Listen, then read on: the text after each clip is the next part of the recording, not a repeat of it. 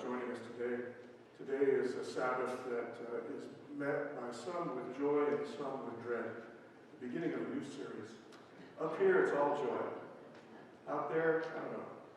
A few, not so much, I guess. But I had one announcement to make too, to go along with the new series, because I think that, I don't know, it just seems right. And what's right is that they're here. And so since they're here, next week, just wanted to let you know we'll begin to resume our children's story. We stopped doing it during just before the pandemic to keep them safe. And then when we got back together, we didn't have any for a long time. And now we do.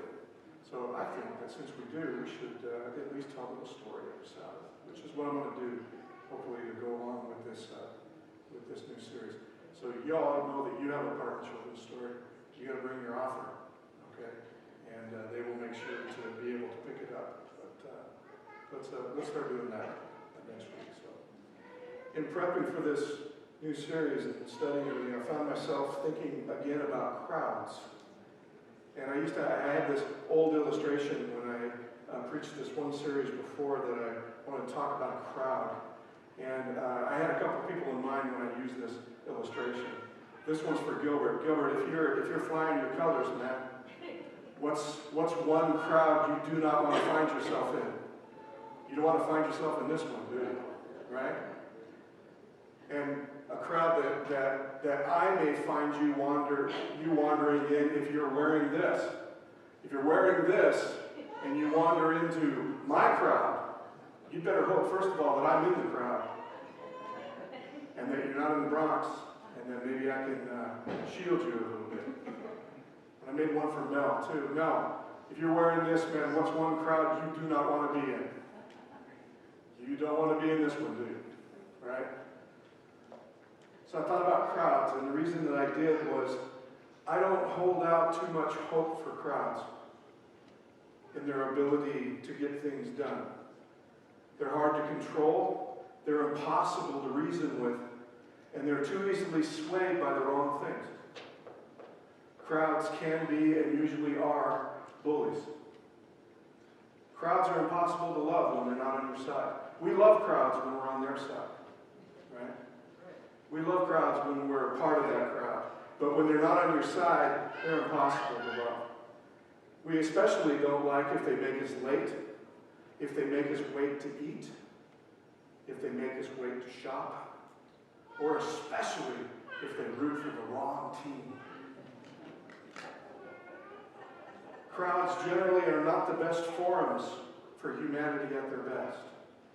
If they were, then we would attribute good kids. Think about this. If crowds were humanity at their best, then wouldn't we want to attribute good kids falling in with a good crowd, which is the reason they turned out to be good kids? We don't do that, do we? When our kids turn out to be good kids, it's because of us. Turned out to be bad, they fell into a bad crowd. I've shared before that there's a special word in the Bible for compassion. This one specific word that is translated as compassion. And this Greek word is used 12 times in the Bible, and it's only attributed to one person, and that is Jesus. One man, one human gets this word attributed to him, compassion, because it's a special kind of compassion. It literally can be translated as guts. It literally can be translated as kidneys or bowels or lungs. Why? Because the compassion is mysterious to the writers. All they do is observe the actions of the Son of Man. And they just assume that something magic within him is about him.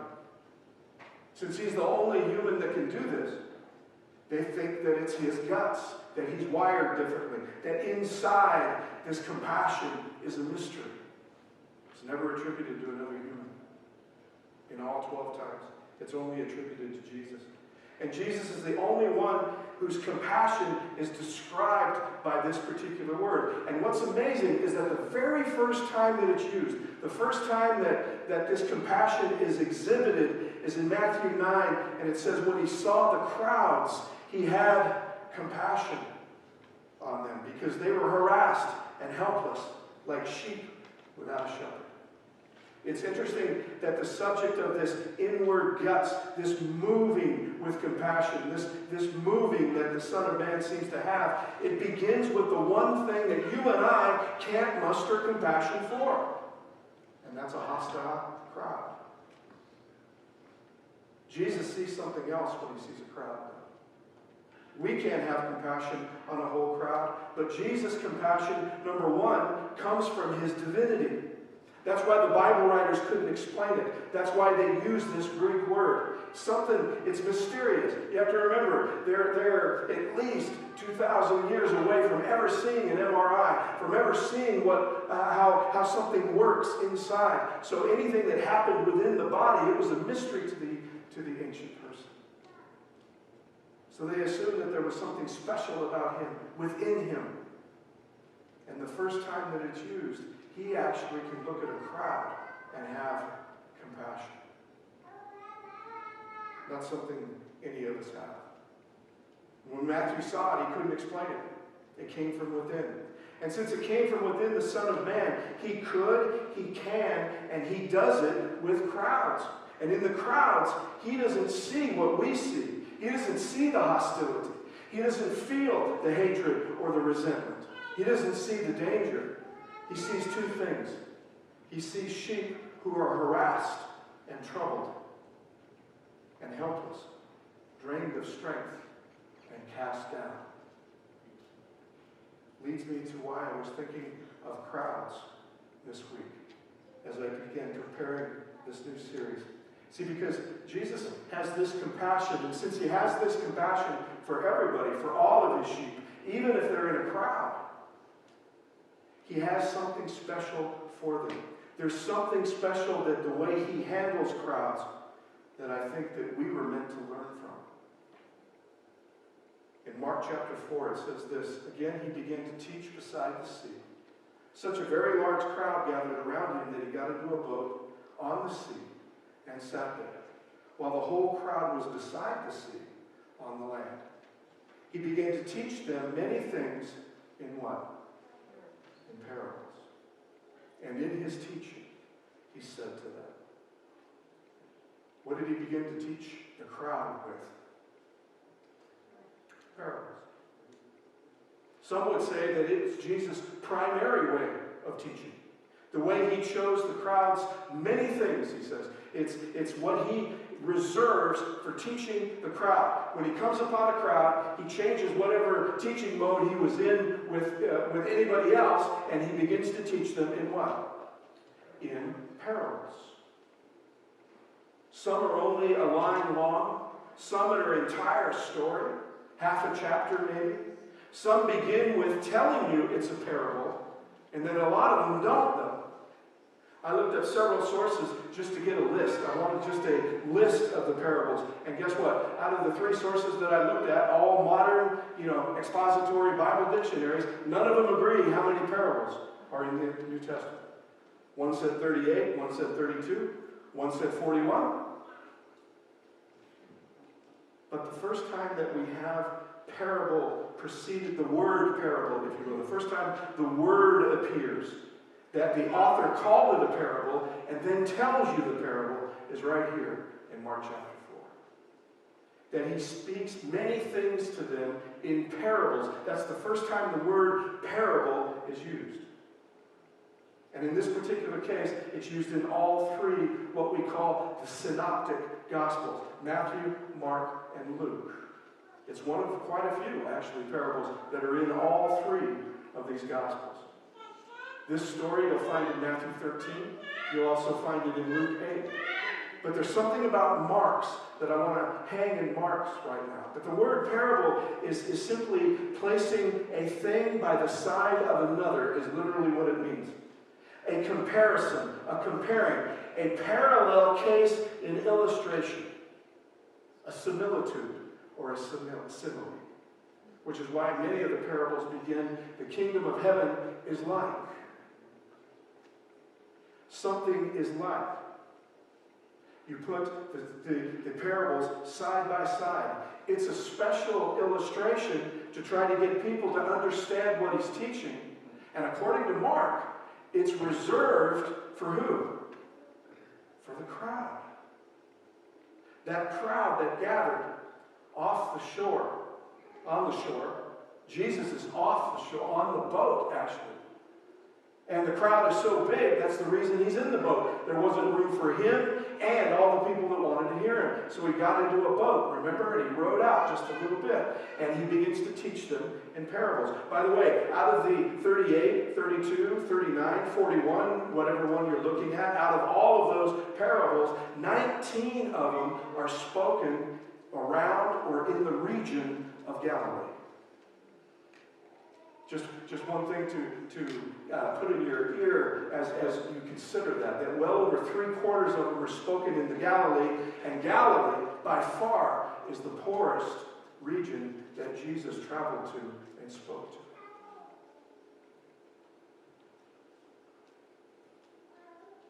It's working class. It's fishermen. It's farmers.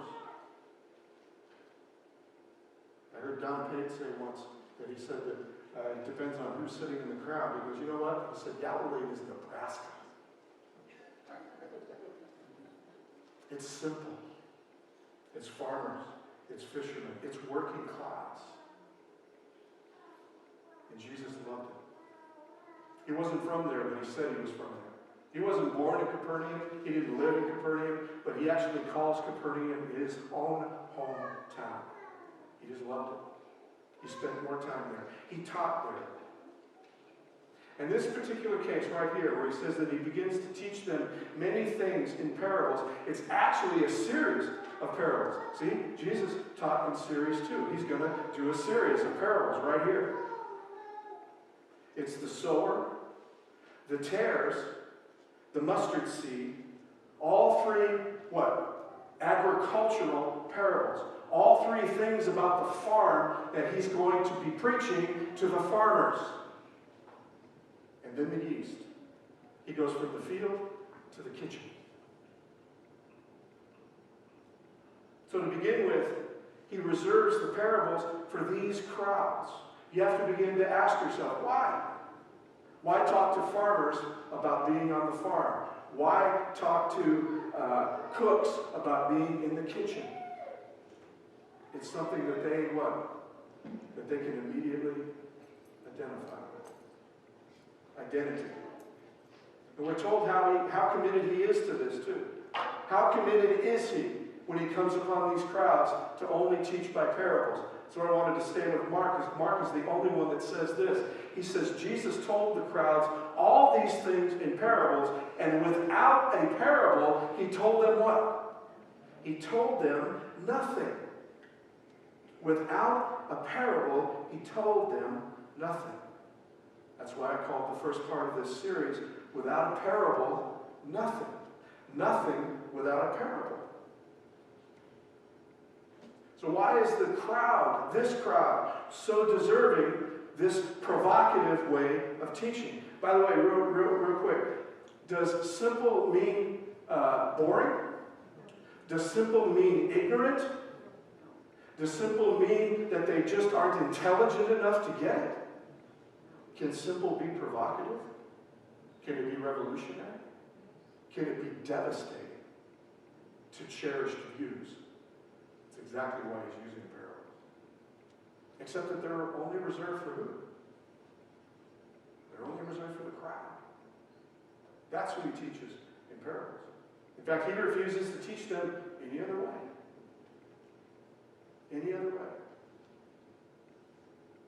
So what is it that Jesus, the only Son of Man who has compassion on these crowds, why does he insist on these parables? Well, Mark puts it this way. He says, as soon as he's, I'm going to go back to the first parable because we'll get there. But at the end of the first parable, it says this, when he gets through the series, according to Mark, though, it says, as soon as he was what? What happened to the crowd? They went home after they heard the parables.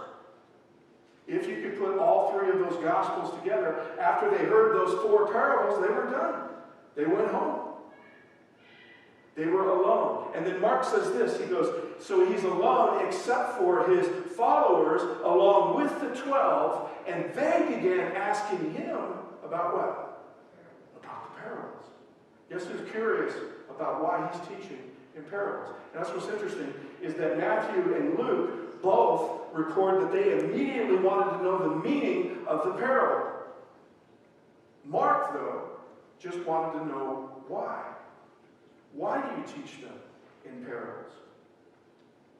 It's interesting. Mark says he's alone, and it's just down to this particular group, the 12, and also someone that he calls what?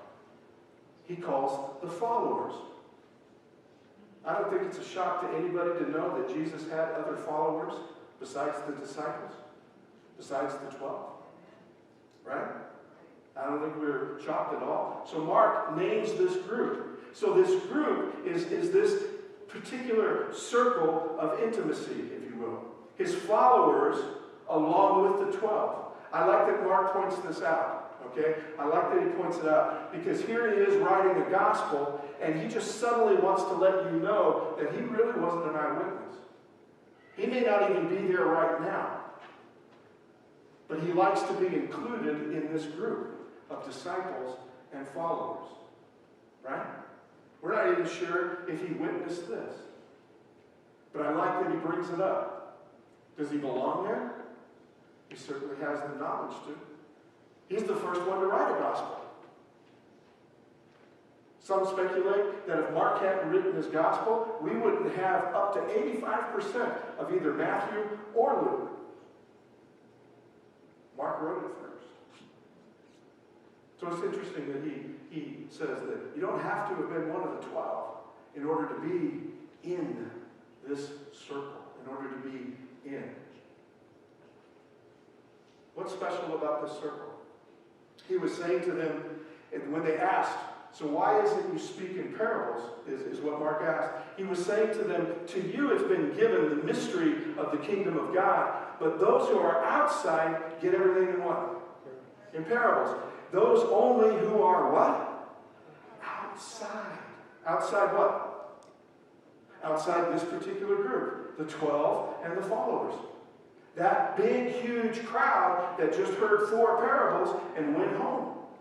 Why? I speak to them that way because for you, the mysteries of the kingdom are revealed. Why are the mysteries of the kingdom revealed to them? Because the kingdom is sitting right there.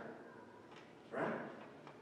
The kingdom is there. That circle right there, that's the kingdom. Everyone else is outside.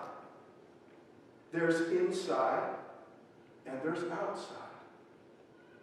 Just real quick, a review on Jesus talking about the kingdom. It says after John had been taken into custody, by the way, before John was taken into custody, his message was, repent, the kingdom of heaven is at hand. Why? Because he knew that he was the one that was to make the way for the king, right? He said, I'm not the king, but I'm making a way for the king. I'm like what Isaiah says, I'm one laying out a path. But as soon as John is taken into custody, the message then goes to Jesus. And Jesus, in Mark at least, just shows up on the scene. There's no birth narrative. There's no genealogy. He just shows up on the scene, is baptized by John the Baptist. The Baptist then is arrested, and Jesus goes into the wilderness to face down the proclaimed king of this world. And when he defeats the proclaimed king of the world, he wanders back in to the world's kingdom, who now has a defeated king, but doesn't know it. And the King of Kings says, repent, the kingdom of heaven is what? It's at hand. It's right here. This is it. And after that, he goes, right after that, and when he proclaims that message, he then begins to go and he calls, according to Mark, he walked along the Sea of Galilee and he calls his first disciples, Peter and Andrew, James and John, right there, right after he proclaims that. So a little later in that circle of intimacy that he's making, the people that belong on the inside, the one who have the kingdom right in front of them, it says that Jesus was once asked by the Pharisees when the kingdom of God was coming, and he answered, the kingdom of God is not coming with things that can be observed, nor will they say, look, here it is, or there it is. In fact, the kingdom of God is among you. It's in you. It's within us. He doesn't have to speak in parables to them because they are not outside. He speaks parables for those who are on the outside of the kingdom. The inside is this little circle of intimacy. So I can tell you right off the bat, the kingdom then is who? Jesus. It's not a what? It's not an era. Well, it was an era. But as soon as he showed up, the era's here. His presence. He carries the kingdom in his presence. He calls people around to get them to make a faith decision as to whether or not he really is who he is. And once that happens, he now has created the heavenly kingdom right here. The inside. Jesus said, I don't have to speak in parables with you guys. You're on the inside. But with those on the outside, it hit me that the parable is his outside voice. Do you ever have your elementary school teacher tell you to be quiet? Use your indoor voices, please. Well, the parables is Jesus' outdoor voice. It's his outside voice. And for those of us in the circle, he uses his inside voice. Because it's really important. It's really important, at least with this first one. He says, to you it's been given the mystery of the kingdom of God. Okay? First, the mysteries are given to them how? Well, in a way, since they're in that circle, if there is any mystery to it, all they have to do is what? Ask him.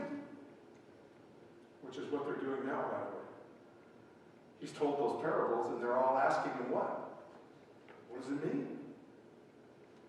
Which is real interesting, is that the parable is supposed to be a side-by-side sample illustration of what the kingdom of heaven it is. It's supposed to be something for those on the outside, but here you have those on the inside who don't understand it. So just when we thought that we could maybe feel a little morally superior to those who are outside of our circle, guess what? The ones in the circle didn't understand it either. He had to use his outdoor voice indoors plenty of times. But in a way, they could just tell him. They could just ask. That's what it means to be in this circle, if you will. The kingdom is his presence. So outside, he said, I have a particular way of teaching, an intimate way of reaching. The parables are my outside voice, he tells them. They're not completely about it, but it might mostly be how this, I think that these first, and we're going to spend some time, we're going to spend some time with these first parables. But if nothing else, I don't think that they're completely about evangelism, but certainly they have, I guess, a majority of interpretation that this is how that inside is supposed to reach the outside. He's giving them an example. Here's how I want you to treat them. Here's how I want you to deal with them. Here's how I want you to teach them. This is the way that you reach the outsiders. And this one seems particularly important, this first one that he says, because he says this. He says, do you not understand this parable? So we assume that he's asking, we know that he's asking about the first one, the parable of the sower, because he will explain it to him. But he says, do you not understand this parable? Then how will you understand all of them? Uh-oh. If they don't understand the first one, will they understand any of them? No understanding of the first one, no understanding of any of them. So this one's pretty important, isn't it? You won't get any from any of them. So real quick, and like I said, we'll come back and we'll look at it too. All right? We'll look at it too. But real quick, here's the parable of the sower. Listen, he says. A sower went out to what? A sower went out to sow. And as he sowed, some seed fell on the path, and the birds came and ate it up. What's the goal of the sower? What does he do? He sows. Right? Don't introduce words that aren't there, because it's a parable, isn't it? And you have to remember too that I've been reading so many books on the parables, and some Jewish, some Christian, and so provocative. And one of the things is that are you willing, are you willing to be able to, I guess, approach it with some humility, that try to listen the way that the people heard it. In other words, don't imagine at this particular time that we're on the inside. Try to imagine you're on the outside and how this sounds. And I didn't mean to pick on whoever did it, but we do that, don't we? We introduce another word. This is supposed to be a simple teaching, and he says, so, period. Okay? That's it. But we change it to plant. And actually, in the process of sowing, there's a lot that isn't planted, is it? 75% of the seed here in this parable doesn't get what? Doesn't get planted. So what's the sower trying to do? He's just trying to sow. And as he sows, some seed fell where? Is the seed meant for the path? Did he do it on purpose? Not that he was a good sower, he didn't mean to. Why? Does anything grow on the path? No. It's wasted. It's wasted seed. Nothing happens to it, right? So he doesn't want it to be on the path. Next he says, other seed fell on where? On the rocky ground where it did not have much what? Much soil, and it sprang up quickly since it had no depth of soil, but when the sun rose, it was scorched. And since it had no root, it what? Withered away. Is that seed as wasted as the other seed? Sure. Had a little bit of life in it, but there was no what? No roots.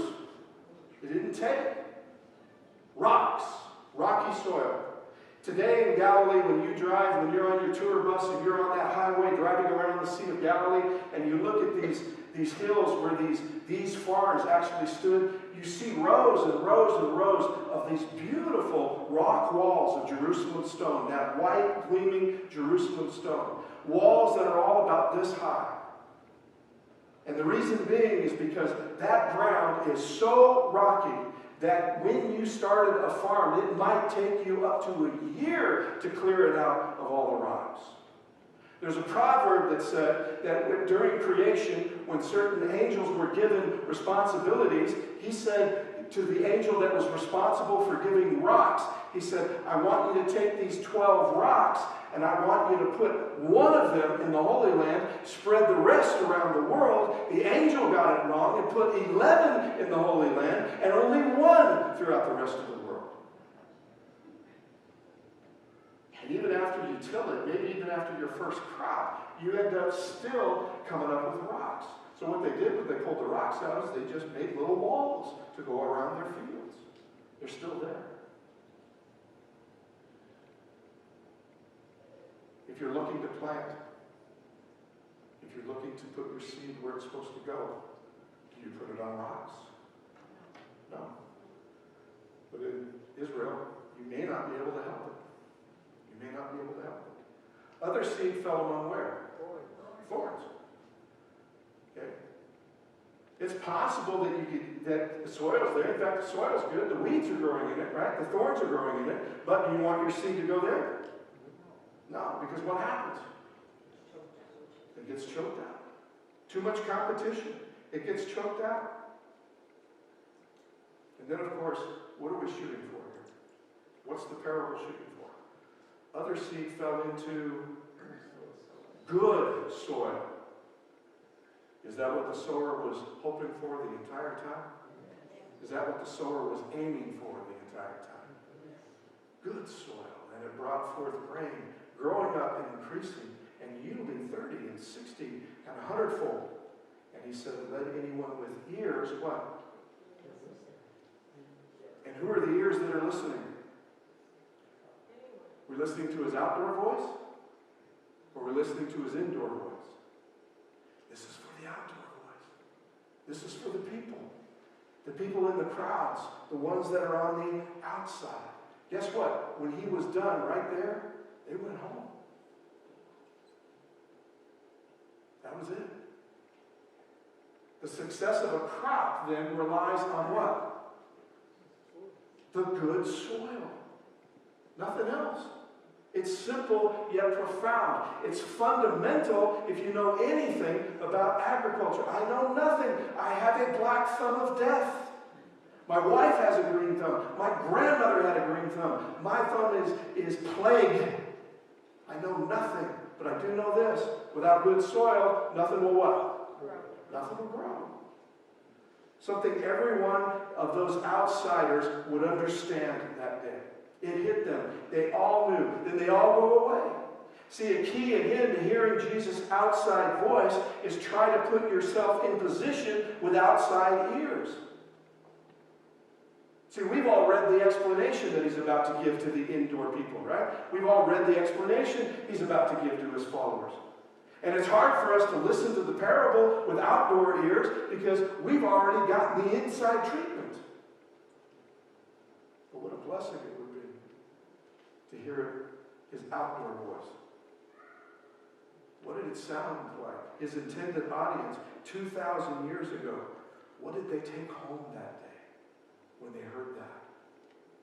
Well, for one, he was there. You think any of the important traveling, wandering rabbis and preachers and teachers would leave Jerusalem, the hustling, bustling theological center and seminary, to come all the way out to Galilee to preach a sermon? No. He was there. One of the things that attracted people to Jesus was that he happened to come to Galilee. I love Hillel. I love Shammai. But they're not going to be caught dead in Galilee.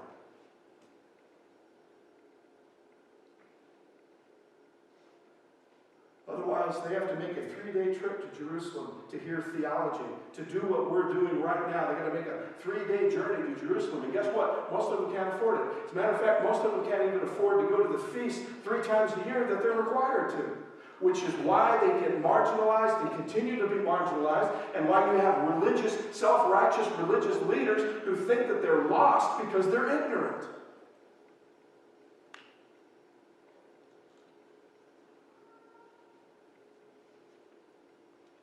He seems concerned about their everyday lives.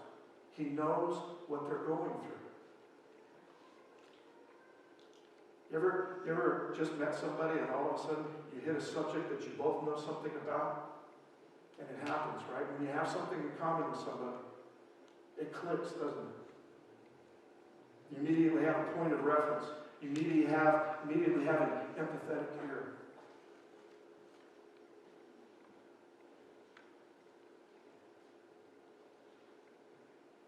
He's their fellow Galilean, it seems. He seems to understand the difficulty of what it means to be a sustenance farmer. How refreshing might that be to you that day?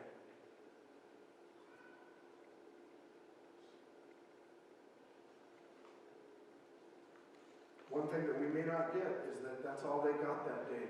And the reason that all they got that day was he decided that's all they needed. He just needed someone to know. He needed to know that someone was thinking about them. That someone knew what they were going through. Imagine that farmer that goes home that day and says, "Sweetie, you'll never guess what happened. I heard a preacher. He was preaching from a boat. And I just stood on the shore and listened." It was something. Even if he can't put his finger on quite what it was, it was something that day. They don't get an explanation. All they get is the parable. All they get is his outside voice.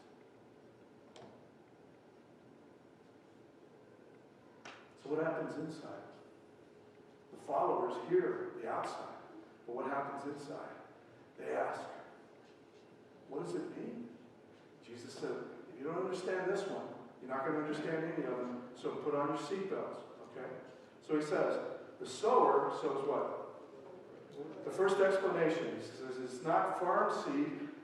The seed is the what? The Word. What's the Word off the bat? What is the Word? What do you think? In the beginning was the Word, and the Word was God, and the Word was with God, and the Word became flesh and walked among us. The Word is the gospel. The Word is the proclamation. Hear, O Israel, the Lord is your God. The Lord is one. That's the Word. The Word's the gospel. It's the good news. Words, though, go out like what? They go out like seeds. So the hearers of the Word are the people. The insiders or who? The outsiders. This is how you preach. This is how you spread the gospel. Is that it's done the same way that a farmer looks to plant in his field. He looks to sow. He looks to harvest. He looks to do all of these things. It's the same thing, except you guys won't do it with seeds. You'll do it with what? You'll do it with the Word. Does it include words? Sure. Sure. But how? What voice? What voice do you think Jesus wants his followers to use when they begin to preach the Word to the outsiders?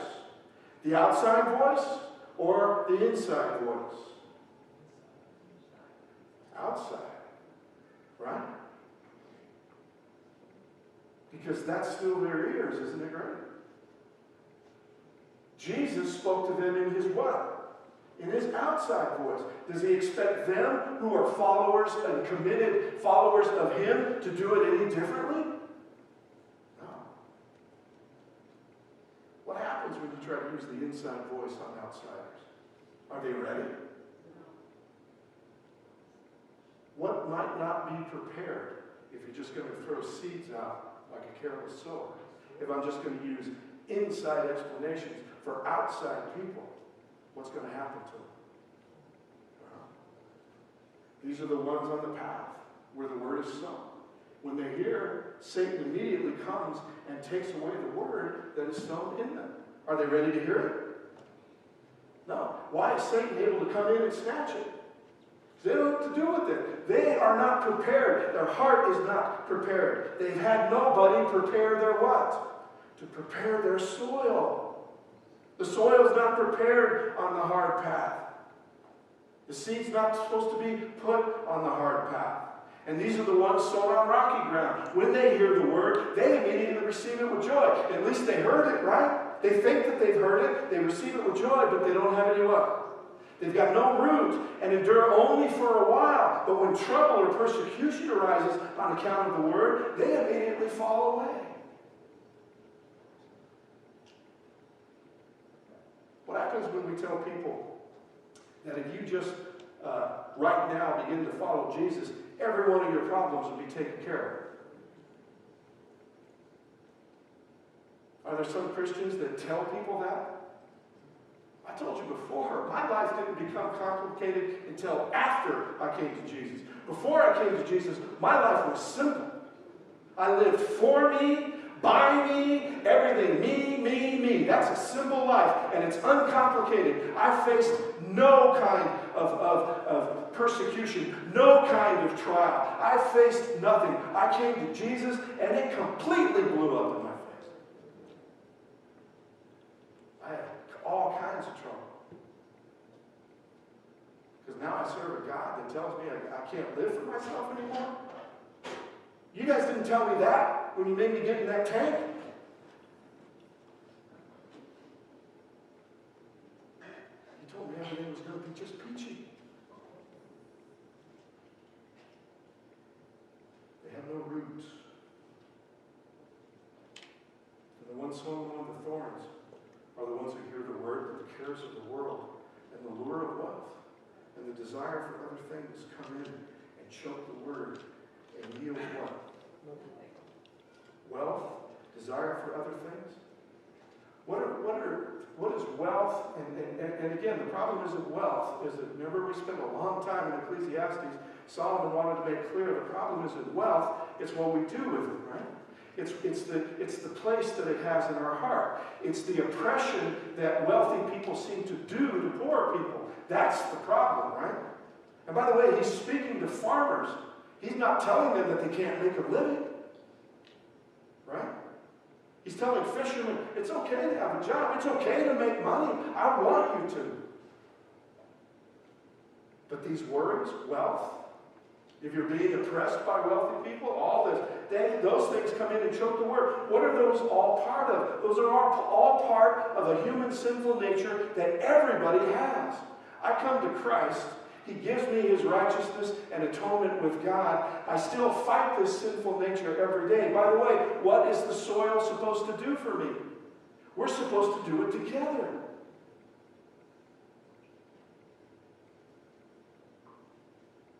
In other words, a sinner struggling with his sinful nature, the only thing that the farm has for him is each other.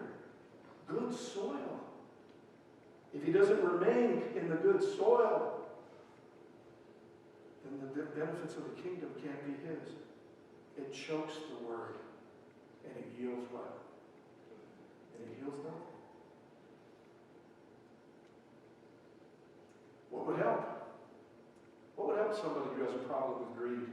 What would help somebody that has a problem with the powers of the world? How about a fellowship? A fellowship in a body that gives you an opportunity to curb your greed. Every Sabbath. Every offering.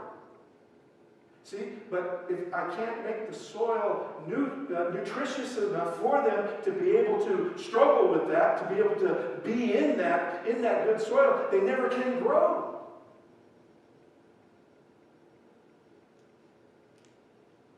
If all I do is just tell them, hey man, just quit being greedy. Give everything to the church. Is that very nutritious to a young seed looking to sprout and grow? The fellowship needs to be something. The soil needs to be what? The soil needs to be right. Then these are the ones sown on the good soil. They hear the word, they accept it, and they what? And they bear fruit. 30, 60, 100-fold. Good soil. Finally, the solution to it all is this good soil that he's been looking for. If this is about evangelism, proclaiming, making disciples, then the one thing we're called to do, the only thing that a farmer can do besides sow, the only thing he can do that he's in charge of is the soil. Right? That's all he can do. By the way, in a parable that's coming up, that farmer tends the soil. He goes to bed when the growth happens. He wakes up and the growth happens, and he knows not how. We all think that we're in charge of growth. We all think that we're in charge of conversion. We all think that we're in charge of converting people, taking somebody through a Bible study and getting them all the way up there. No, what we're in charge of is the soil. What we're in charge of is the environment in which a faith decision can be made. And by the way, then when we wake up in the morning and we see what God has done, we don't know how it happened.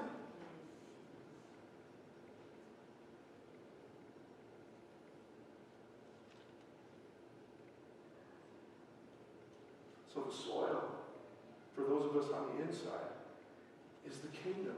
It's his presence. Jesus used his outside voice because he went to them outside.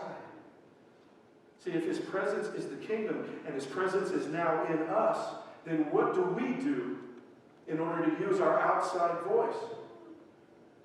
The kingdom isn't here to bring people in. We take the kingdom out there. We go to them. We stay with them. We go outside. And we only use our outside voices.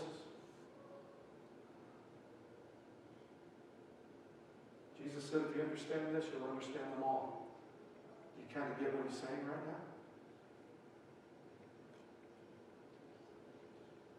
Like I said, these poor outsiders couldn't even afford a 3-day trip to Jerusalem to hear somebody talk about the Messiah.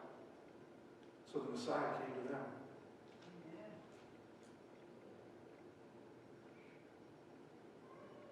The insider did everything he could to obliterate the obstacles between the inside and the outside. He does everything to knock them down. He removes them. Geography, culture, economy, sinner, saint, righteous, unrighteous, Samaritan, Judean.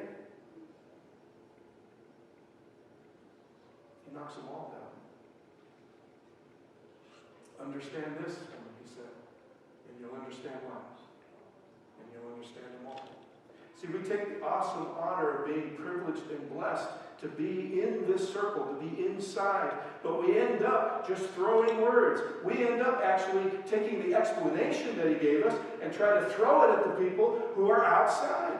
We try to give them the explanation. We try to give them words that only you and I understand. Why? Because we've been walking with the King. We've been talking with the King for 30 years, for 40 years, for 3 days.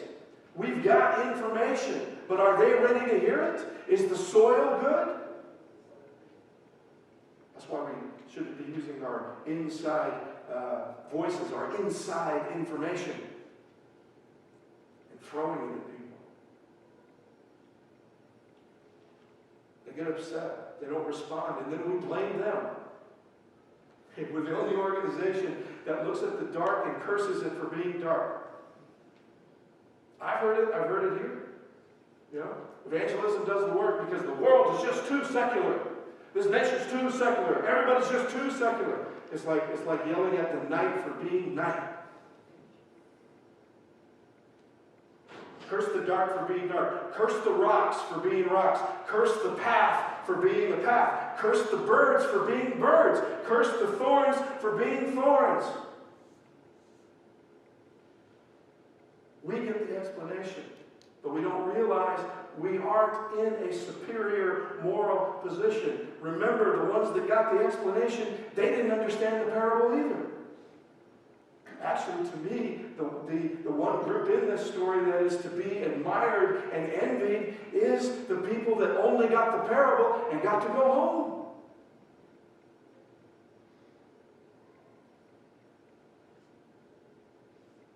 The parables, the explanations, the disciples, the narratives should just disabuse us of that. None of them understand.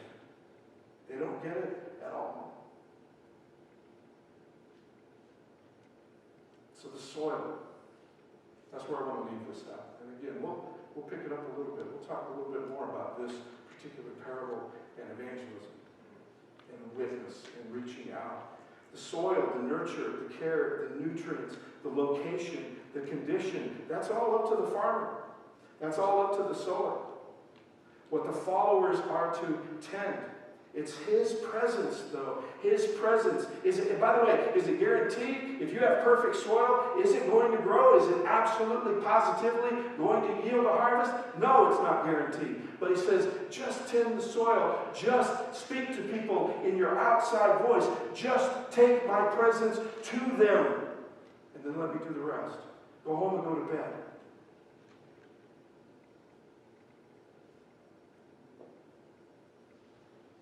We ask ourselves then. Just want to ask you, and I'll wrap it up here. Think about your outsiders that you run up against this week. Think about the outsiders in your life that you encounter every day. And ask yourself one question. How's my outdoor voice? What's my outside voice sound like? When they leave their encounter with me, like those on the shore of Galilee that day, what do they feel when they get home? Did they hear your affirmation and concern? That at least you were aware that they were there and that they were living and that they were struggling and rejoicing and grieving as we all do? That at least they knew there was one person on the planet today that was concerned with them for just 30 seconds. Did you send them home with a bit more grace? Did they leave you lacking any grace? That's what we have to ask ourselves. Or did we distance ourselves? Put ourselves and lock ourselves inside. And just lock inside and throw our inside voices out to them. Just words, if you will. Have we become satisfied with just knowing something that they don't know?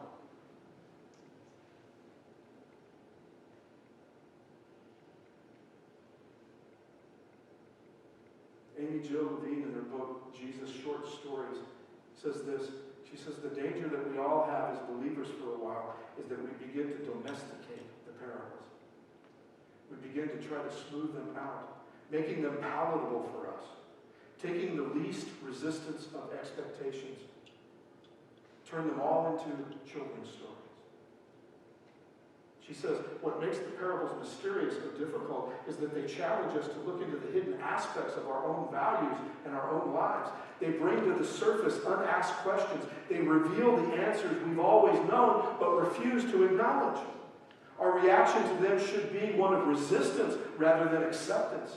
For our own comfort, we may want to foreclose the meaning rather than allow the parable to open up into multiple interpretations. We're probably more comfortable proclaiming a creed than prompting a conversation or pursuing a call. Wow. It certainly is more comfortable to just proclaim a creed, to just throw our inside voices out there, wall ourselves off. But one thing to know, that in that soil, we're the soil. We have the seed planted in us. Has it grown into what it's supposed to grow into? When we reach people with the outside, do they see the fruits? Or do they see the words? Love, joy, peace, patience, kindness, generosity, faithfulness, self-control. How's our outdoor voice?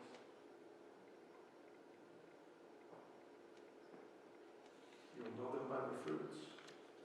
Grapes are gathered from thorns. Are grapes gathered from thorns? Or figs from thistles? Figs from thistles. Like I said, we'll talk more about the outside voice and the inside voice in evangelism. But for today, have you heard his outside voice? Were we with him on the Sea of Galilee?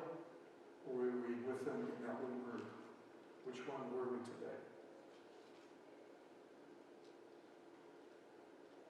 If we were inside and we see ourselves as only being inside, then just consider our scripture reading this morning. We have an altar for those who officiate in the tent have no right to eat. For the bodies of those animals whose blood is brought into the sanctuary by the high priest as a sacrifice for sin are burned outside the camp. Therefore, Jesus also suffered outside the city gate in order to sanctify the people by his own blood. Let us then go to him where? Outside the camp and bear the abuse he endured. For here we have no lasting city, but we're looking for the city that is to come. Through him then let us continually offer a sacrifice of praise to God that is the fruit of the lips that confess his name. There's no substitute or shortcut to this. We'll talk about evangelism, but I will tell you right now, the outside voice says there is no substitute. There's no program. There's no shortcutting this. We have to tend the soil, and we have to do it with our presence. Just as his presence is present in us, we need to take that presence to other people. We need to take it where? Outside. He came outside for us, Hebrews tells us. Amen. Where we go outside for him. So welcome to hearing his outside voice.